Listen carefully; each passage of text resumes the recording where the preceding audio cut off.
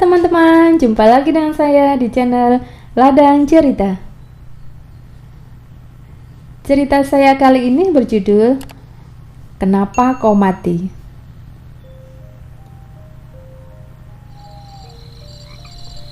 Malam itu aku mendapatkan jadwal ronda di desa yang belum lama aku tempati. Karena memang aku penduduk baru di desa ini.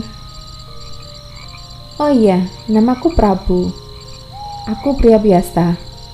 Umurku 21 tahun. Ah, sial.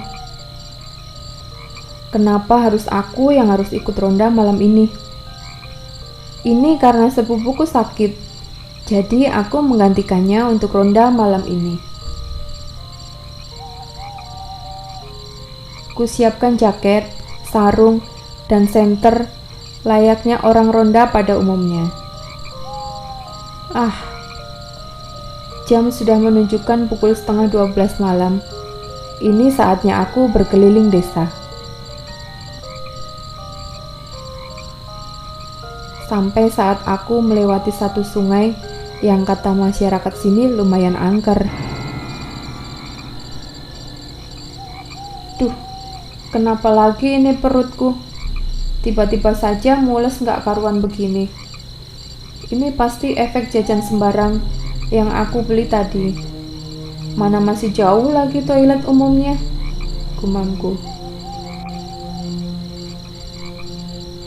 Tanpa pikir panjang, karena panggilan alam ini sudah sangat-sangat harus kuturuti, langsung saja aku berlari ke sungai itu.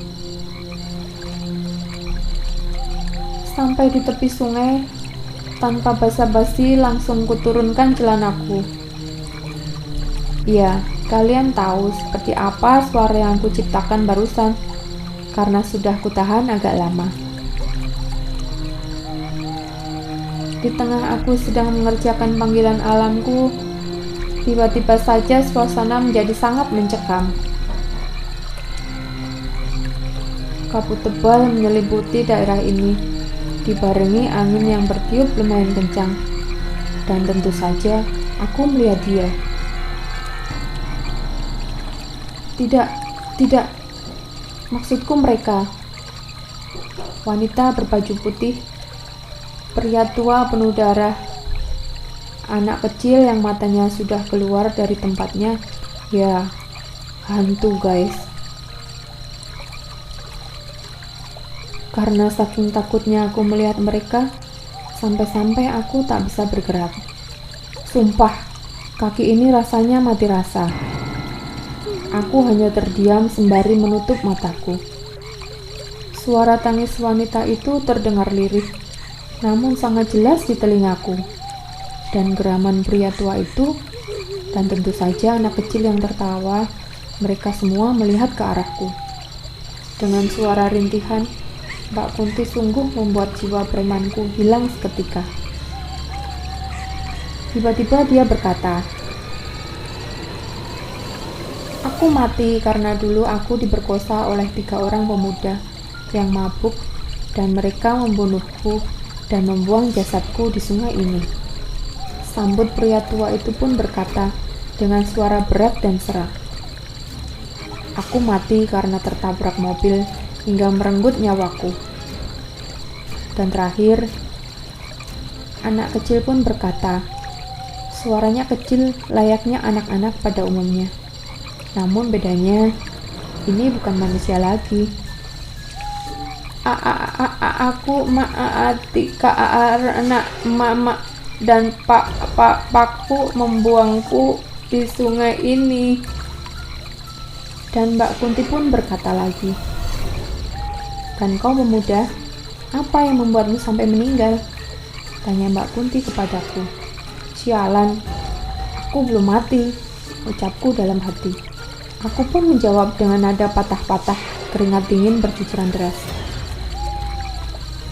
Aku belum mati.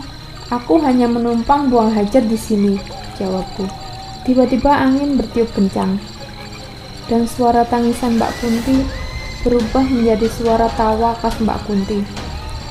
Dan geraman pria tua semakin menjadi-jadi. Dan terakhir, anak kecil itu berteriak sangat nyaring, sehingga aku pun berlari meninggalkan tempat sial itu. Aku berlari tanpa arah. Dan sialnya, aku malah menuju jurang batu yang dalamnya kurang lebih 20 meter. Dan akhirnya aku pun mati di tempat. Dan sekarang, aku resmi dan benar-benar menjadi anggota baru di perkumpulan hantu ini. Oke teman-teman, sekian dulu cerita dari saya ya. Tetap ditunggu cerita-cerita selanjutnya ya. Sampai jumpa. Dadah.